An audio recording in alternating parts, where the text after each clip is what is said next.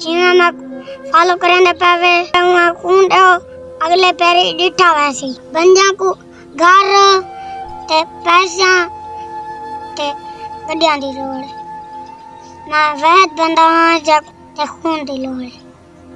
मैं को दुनिया दी कोई चीज नहीं बांधी मैं को खून मिलता रहे मैं नवाब जरा मैं को दूर दूर तो दे देवे कमेंट करें देवे तुम्हारा देखोनी ठीक है कमेंट करोने ठीक है मैं लेकिन मैं को खून गुलवारिता करो मेहनत कीती करो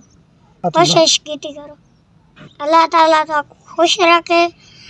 मेरी जिंदगी दी जंग नाल लड़वाओ मेरे कल्ले दा काम नहीं आगे मेरी अद्धी जंग